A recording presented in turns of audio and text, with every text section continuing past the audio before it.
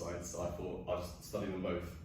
And then I think after 2 years of my degree, I decided to try doing like an industry year, so a year abroad, not a year abroad, so a year in industry, so basically working in a company, trying to feel, what kind of company atmosphere do I like?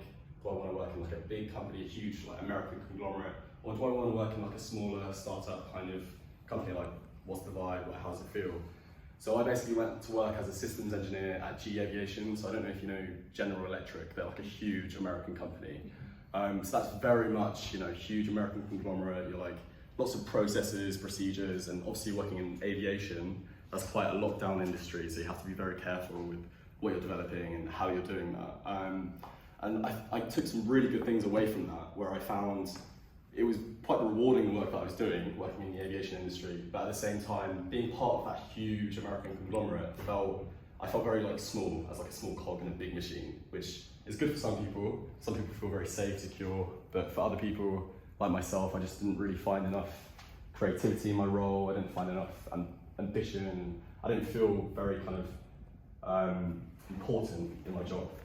So I did another 2 years of my degree, so I finished with an integrated master's in computer science and maths, and when I finished, it was a bit of an abrupt finish. I didn't really know what I wanted to do. So in between finishing uni and getting my first job, I did my first Erasmus project with Bradley, and Willie lived. So that was in Turkey. We were looking at sustainability and also looking at how tech fits into that, and also some entrepreneurship workshops and just trying to figure out kind of what people like doing and how can we use kind of sustainable developments to aid that.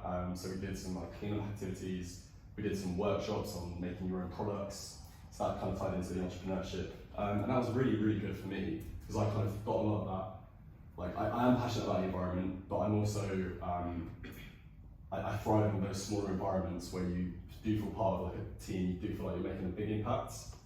So when I finished that, I then moved on to one company, basically just till I got a job. So that was doing a data scientist role. That's like a consultant role. So I get the opportunity to work in multiple different companies as a data scientist. So as a consultant, you do get that opportunity, but at the same time, you're also kind of left to your own devices. So it was good in terms of being able to do that training, but also work in different companies and have different opportunities and also different sectors. So not only just the private sector, the public sector, healthcare, finance, etc.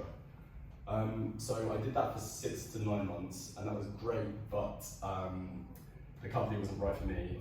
So I finished working there in August, and then I moved on to my current position, where I'm still a data science consultant, but I work for a company called Base Life Science, and they do pharmaceutical life science consulting. But then going back to why I'm a data scientist, so